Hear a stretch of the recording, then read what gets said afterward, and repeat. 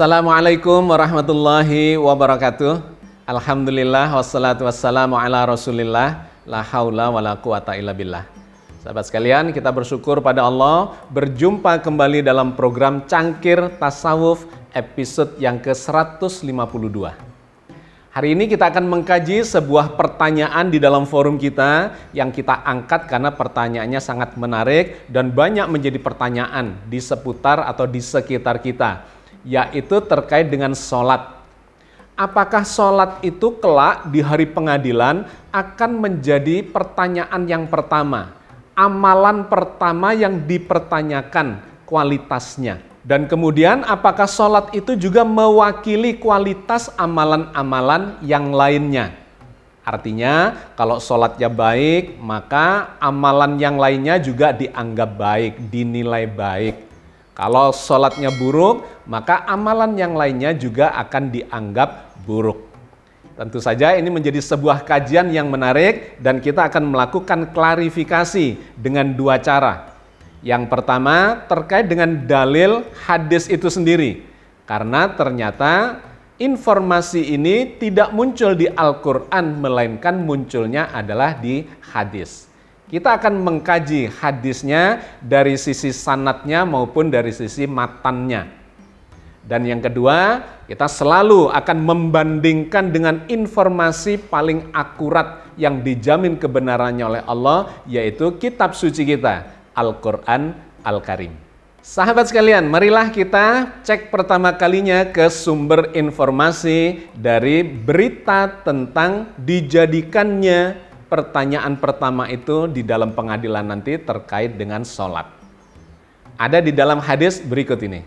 Wa an Abi Hurairah radhiyallahu anhu qala Rasulullah sallallahu alaihi wasallam, inna awwala ma yuhasabu bihil abdu yaumal qiyamati min amali salatuhu.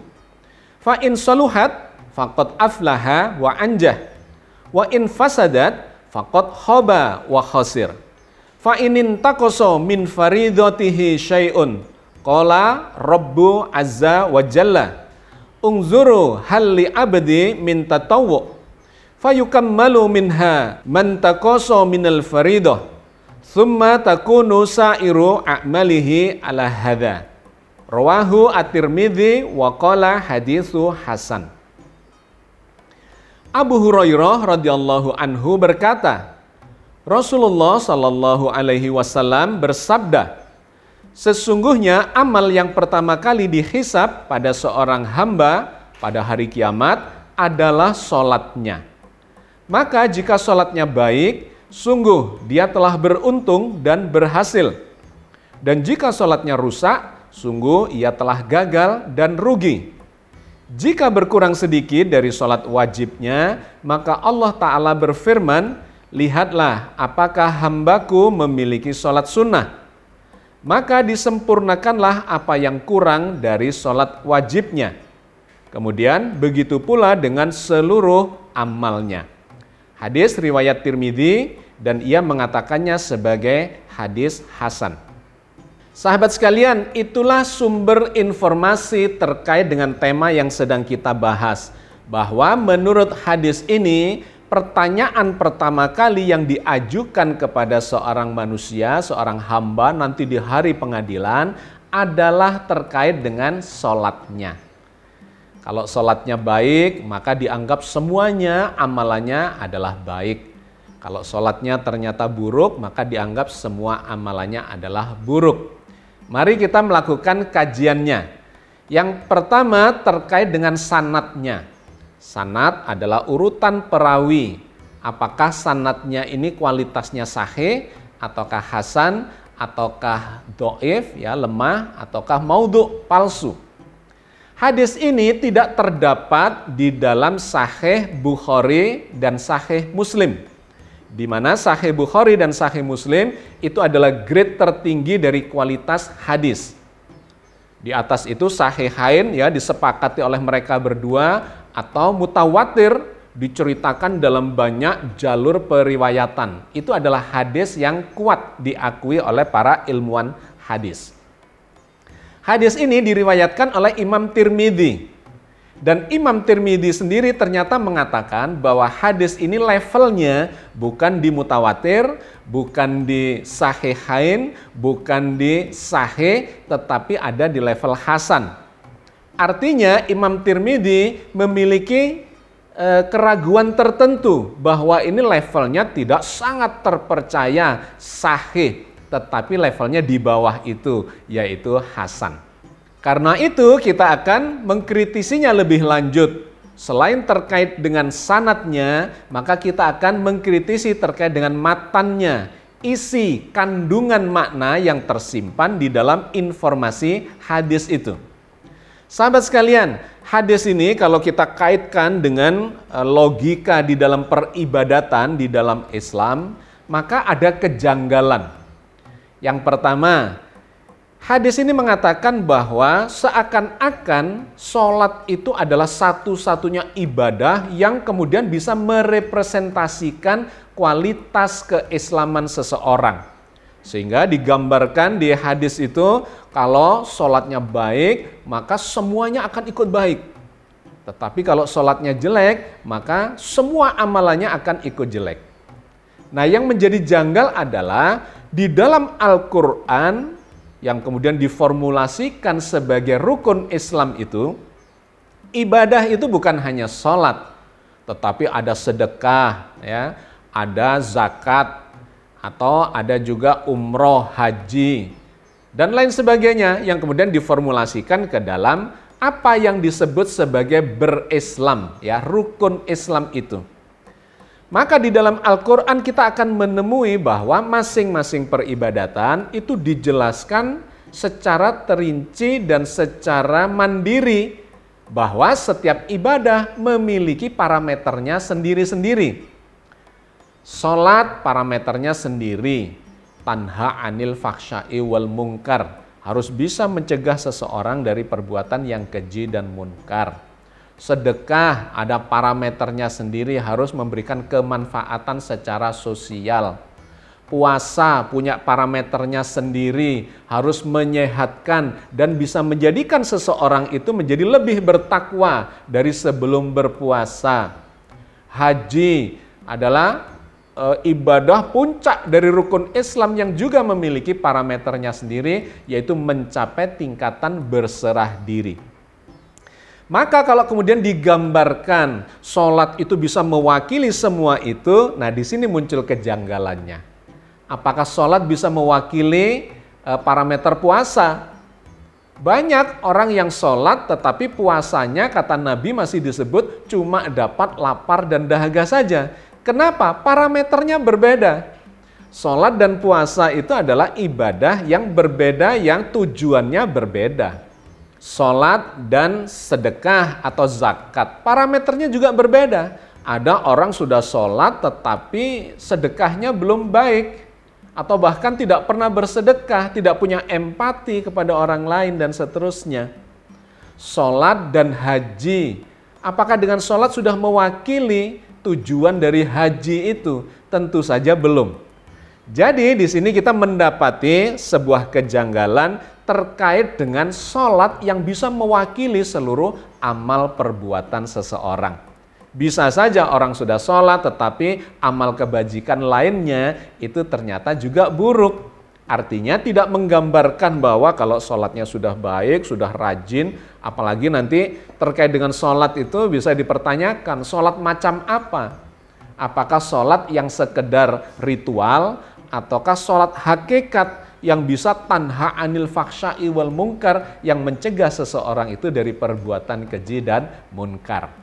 Maka kita tidak bisa menyederhanakan bahwa seseorang yang sudah menjalani sholat dengan baik, maka dengan otomatis, dengan sendirinya semua amal kebajikannya juga menjadi baik. Ternyata Al-Quran yang mengajarkan kepada kita bahwa orang yang sholat puasanya masih bisa kacau, akhlaknya juga bisa kacau, sedekahnya juga belum tentu dijalankan, dan sebagainya termasuk sudah mampu tapi juga belum berangkat berhaji.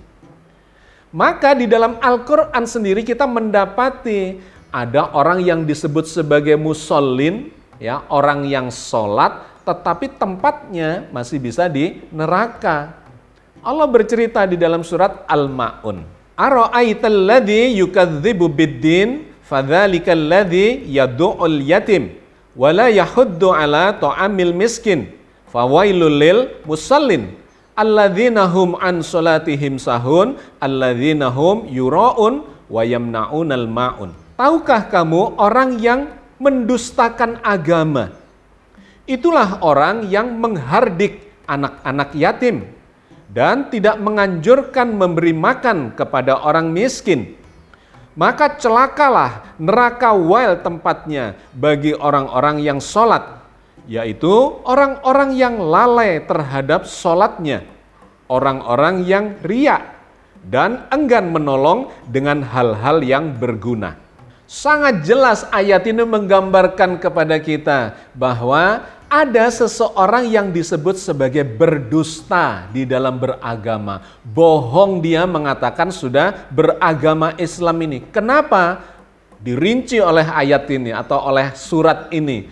Yaitu orang-orang yang tidak mau menolong anak yatim atau menghardik anak yatim. Tidak mau mengajak memberi makan orang miskin.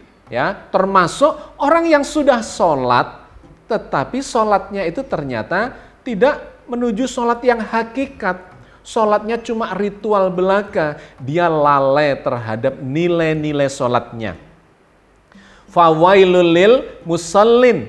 Celakalah atau neraka wailah orang-orang yang disebut musallin itu. Orang yang sholat.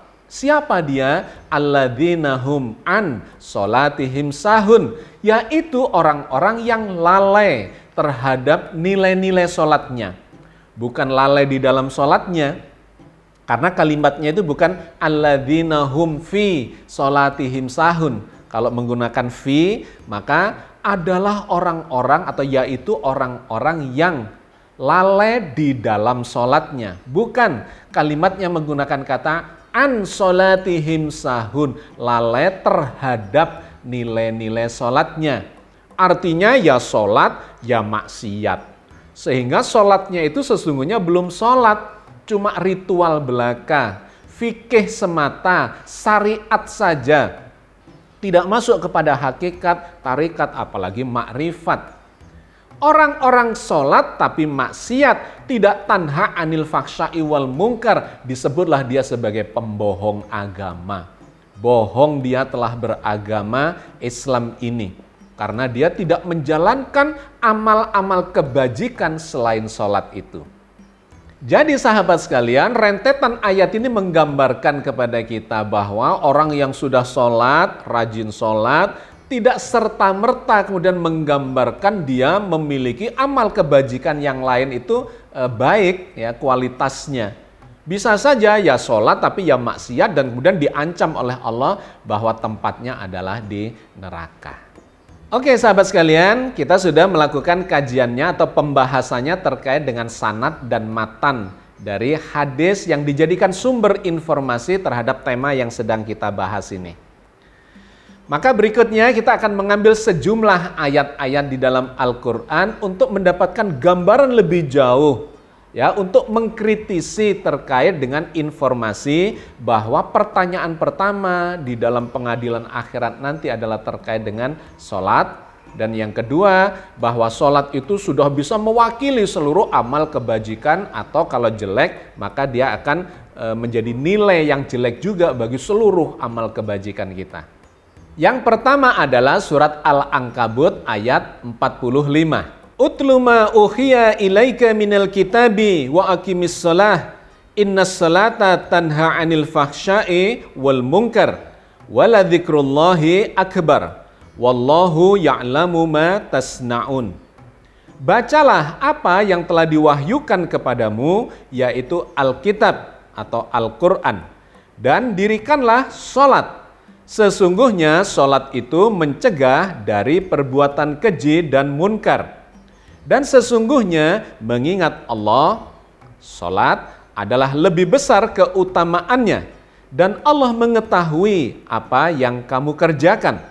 Ayat ini memang memberikan gambaran kepada kita bahwa sholat itu adalah ibadah yang utama. Kenapa? Ya dikarenakan kita sedang berinteraksi dengan Allah di dalam sholat itu.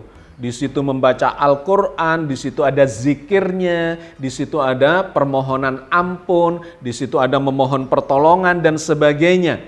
Maka digambarkanlah memang sholat itu adalah ibadah yang sangat utama. Wala dzikrullahi akbar.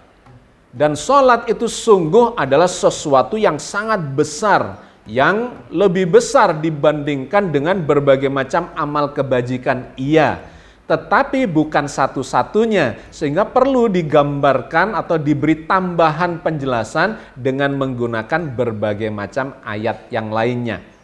Salat memang menjadi sebuah ibadah yang akan menjadikan kita untuk terus-menerus menghadirkan Allah dalam seluruh kesadaran kita. Makanya disebut sebagai zikir. Di dalam salat itu ada zikirnya, di dalam salat itu juga ada permohonan ampunnya atau permintaan tolongnya. Aqimis sholata lidzikri misalnya. Dirikanlah salat untuk mengingat aku, mengingat Allah. Jadi sholat itu menjadikan kita senantiasa ingat kepada Allah. Kalau kita punya masalah maka minta tolongnya juga di dalam sholat, mohon ampunnya juga di dalam sholat, bersyukurnya juga di dalam sholat. Iya, sholat adalah sebuah ibadah yang sangat besar nilainya. Wala dzikrullahi akbar. Jadi digambarkan sebagai zikrullah, zikir kepada Allah, dan itu bernilai sangat besar. Tetapi di dalam ayat-ayat yang lainnya Allah menggambarkan bahwa kebajikan itu selain sholat itu juga banyak sekali kebajikan yang harus kita lakukan sepanjang kehidupan kita sebagai amalan yang nanti akan dipertanyakan di pengadilan akhirat. Misalnya dalam surat Al-Baqarah ayat 177. Laisal birra an tuwallu wujuhakum kibalal masyriqi wal maghribi walakinnal birra man amana billahi wal yaumil akhiri wal malaikati wal kitabi wan nabiyyin wa atal mala ala hubbihi dzawil qurba wal yatama wal masakina wa ibnas sabili wasailina wa fir riqab wa aqamas salata wa ataz zakah wal mufuna bi ahdihim idza ahadu was sabirina fil ba'sa'i wad dharra'i wa hinal ba's ulaika alladzina shadaku wa ulaika humul muttaqun. Bukanlah menghadapkan wajahmu ke arah timur dan barat itu suatu kebajikan. Akan tetapi sesungguhnya kebajikan itu ialah beriman kepada Allah, hari kemudian, malaikat-malaikat, kitab-kitab, nabi-nabi, dan memberikan harta yang dicintainya kepada kerabatnya, anak-anak yatim, orang-orang miskin, musafir yang memerlukan pertolongan, dan orang-orang yang meminta-minta, dan memerdekakan hamba sahaya, mendirikan sholat, dan menunaikan zakat, dan orang-orang yang menepati janjinya apabila dia berjanji, dan orang-orang yang sabar dalam kesempitan, penderitaan, dan dalam peperangan. Mereka itulah orang-orang yang benar imannya, dan mereka itulah orang-orang yang bertakwa. Luar biasa, ayat ini memberikan pemahaman yang sangat detail kepada kita terkait dengan apa yang disebut kebajikan itu dan diajarkan oleh Al-Quran untuk kita jalankan sebagai jalan agama ini. Bukan cuma sekedar menghadap ke barat dan ke timur katanya kebajikan itu, tetapi lebih detail ya. Sangat banyak diceritakan mulai dari beriman kepada Allah, malaikat, kitab, nabi dan seterusnya sampai membelanjakan harta bendanya di jalan Allah untuk orang-orang miskin, untuk fakir, untuk budak dan segala macam. Dijelaskan di sana termasuk sholat. Itu adalah bagian dari kebajikan yang memang harus kita usahakan sepanjang hidup kita. Jadi dengan membaca ayat ini kita mendapatkan gambaran bahwa sholat semata itu belum bisa mewakili seluruh amal kebajikan yang diajarkan oleh agama ini. Jadi sahabat sekalian, kesimpulan apa yang kita bisa ambil dari kajian kita kali ini? bahwa ternyata sholat itu meskipun sangat penting dan bernilai sangat tinggi disebutkan oleh Al-Quran, tetapi tidak bisa mewakili seluruh amal ibadah, seluruh amal kebajikan yang diajarkan oleh Al-Quran Al-Karim. Dan kemudian disebutkan secara sangat mendetail bahwa sholat itu adalah sebagian saja dari amal kebajikan yang semuanya harus kita jalankan, yang disebut sebagai Islam yang kafah, yang menyeluruh itu. Maka sebagai kesimpulan kita punya dua hal saja, dan ini kita ambil dari dalam Al-Quran. Ada ayat di dalam Al-Quran yang mengatakan bahwa sesungguhnya yang dipersoalkan sangat mendasar dan ini dipertanyakan di awal saat pengadilan itu justru adalah soal ketauhidan. Allah berfirman tentang ini di dalam surat Al-An'am ayat 88. Dzalika hudallahi yahdi bihi may yasha'u min ibadihi walau asyraku lahabita anhum ma kanu ya'malun. Itulah petunjuk Allah yang dengannya dia memberi petunjuk kepada siapa yang dikehendakinya di antara hamba-hambanya. Seandainya mereka mempersekutukan Allah, niscaya lenyaplah dari mereka amalan yang telah mereka kerjakan. Jadi inti dari semua pelajaran di dalam agama kita ini sesungguhnya adalah ketauhidan. Ketika seseorang itu tidak bertauhid, menserikatkan Allah, maka seluruh amalannya akan lenyap, termasuk sholatnya pun akan menjadi tidak bernilai. Sholat yang tidak karena Allah, tetapi karena rezeki, karena sungkan, segan kepada orang lain, malu kalau tidak menjalankan, terpaksa dan sebagainya. Sholat yang bukan karena Allah, maka semua itu menjadi hilang nilainya. Inilah justru poin penting yang harus kita perhatikan, bahwa seluruh ibadah kita termasuk sholat kita, rukun Islam kita, dan semua kebajikan itu harus berbasis berdasar pada ketauhidan. Kalau tidak, maka semua amalan kita itu menjadi lenyap, menjadi nol nilainya. Sehingga bisa dikatakan kalau tauhidnya baik, maka semuanya akan menjadi baik. Tetapi kalau tauhidnya jelek, maka nilai dari seluruh amalan kita juga akan menjadi jelek. Itu yang pertama. Yang kedua, kemudian Allah menggambarkan terkait dengan amal kebajikan itu. Bahwa amal kebajikan itu bukan hanya sholat, melainkan amal kebajikan yang menyeluruh, yang kafah. Inilah yang diajarkan Allah di dalam Al-Quran, salah satunya ada di dalam ayat berikut ini. Yaitu surat An-Nisa ayat 124.